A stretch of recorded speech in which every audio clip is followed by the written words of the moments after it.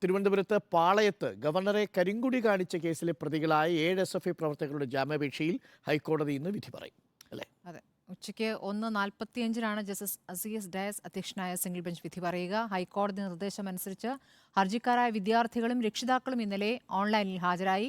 ഇവരുടെ attendance register സർക്കാർ ഹാജരാക്കിയിരുന്നു. കൂടുതൽ വിവരങ്ങളുമായി ശ്യാം ദേവരാജ്, എന്താണ് സാധ്യതയുള്ളത്? ഈ 124 ചുമത്തിയിരിക്കുന്ന വിദ്യാർത്ഥികളാണോ ഇവര്? അതെ, അന്ന് ഡിസംബർ 11-നായിരുന്നു ഈ കേസിന് ആധാരമായ സംഭവം നടന്നത്. ഗവർണർ തിരികെ രാജ്ഭവനിലേക്ക് ഡൽഹിയിൽ നിന്നും തിരുവനന്തപുരം വിമാനത്താവളത്തിലെത്തി തിരിച്ച് രാജ്ഭവനിലേക്ക് മടങ്ങുന്ന വഴിയാണ് പേട്ടയിൽ വെച്ച് വിദ്യാർത്ഥികൾ SFIക്കാർ കരിങ്കൊടി കാണിക്കുന്ന സംഭവം ഉണ്ടായത്. ഇതിൽ പോലീസ് കേസെടുത്തിരുന്നു. നേരത്തെ പാളയത്ത് വെച്ചാണ് കരിങ്കൊടി കാണിച്ചത്. അതിൽ കന്റോൺമെന്റ് പോലീസ് കേസെടുത്തു.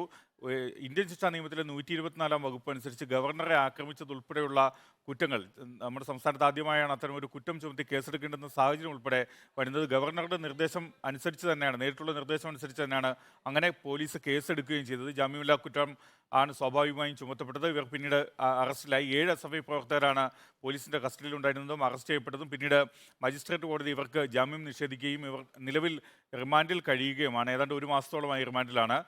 അവരാണ് പിന്നീട് ഹൈക്കോടതിയെ സമീപിച്ചത്. ഹൈക്കോടതി കഴിഞ്ഞ ഒരാഴ്ചയിലധികം സമയമെടുത്തിട്ടാണ് ഇവരുടെ ജാമ്യാപേക്ഷയിൽ വാദം ഇന്നലെ പൂർത്തിയാക്കിയതും ഇന്ന് വിധി പറയാൻ വേണ്ടി മാറ്റിയതും. 7 പ്രതികളാണ്, 7 SFI പ്രവർത്തകരാണ് ഇതിലുള്ളത്. ഇവരെല്ലാം കോളേജ് വിദ്യാർത്ഥികളാണ്. യദുകൃഷ്ണൻ, ആഷിഖ് പ്രദീപ്, ആശിഷ് ആർജി, ദിലീപ്, റയൻ, അമൻ ഗഫൂർ, റിനോ സ്റ്റീഫൻ എന്നിവരാണ് ഈ ജാമ്യാപേക്ഷയുമായി ഹൈക്കോടതിയെ സമീപിച്ചതും അവരുടെ ജാമ്യാപേക്ഷയിൽ വാദം പൂർത്തിയായത്. ഇവരുടെ കോളേജിലെ അറ്റൻഡൻസിൻ്റെ രജിസ്റ്റർ ഉൾപ്പെടെ കോടതി ആവശ്യപ്പെട്ടിരുന്നു. കാരണം വിദ്യാർത്ഥികളാണോ എന്ന കാര്യം ബോധ്യപ്പെടുക എന്നതിൻ്റെ അടിസ്ഥാനത്തിലാണ് ഹൈക്കോടതി അറ്റൻഡൻസ് രജിസ്റ്റർ അടക്കം കോളേജിൽ നിന്നും വാങ്ങി പരിശോധിച്ചത്. മാത്രമല്ല, ജയിലിലുള്ള വിദ്യാർത്ഥികളും ഇവരുടെ രക്ഷകർത്താക്കൾ ഓൺലൈനിലായി ഇന്നലെ ഹൈക്കോടതിയുടെ നിർദ്ദേശമനുസരിച്ച് തന്നെ ഹാജരായിരുന്നു. കാരണം കുറച്ചുകൂടി ഉത്തരവാദിത്വം നൽകുക എന്നതാണ് അവരുടെ ഉദ്ദേശം. കാരണം ഇന്ന് കഴിഞ്ഞ 1 മാസമായി ജയിലിൽ കിടക്കുന്നതുകൊണ്ട് തന്നെ വിദ്യാർത്ഥികളെന്ന പരിഗണന വെച്ചും ഒരുപക്ഷെ ഇന്ന് SFIക്കാർക്ക് ജാമ്യം ലഭിച്ചേക്കാം. അതിനുള്ളൊരു സാധ്യത നമുക്ക് തള്ളിക്കളയാനാവില്ല. എന്തായാലും അതിൽ തീരുമാനമെടുക്കേണ്ടത് കോടതി തന്നെയാണ്. ഇന്ന് ഉച്ചയ്ക്ക് 1:45-നാണ് ജസ്റ്റിസ് CS ഡയസ് അധ്യക്ഷനായ സിംഗിൾ ബെഞ്ച് ഈ 7 SFIക്കാരുടെ ജാമ്യാപേക്ഷയിൽ വിധി പറയുന്നത്. ഓക്കെ.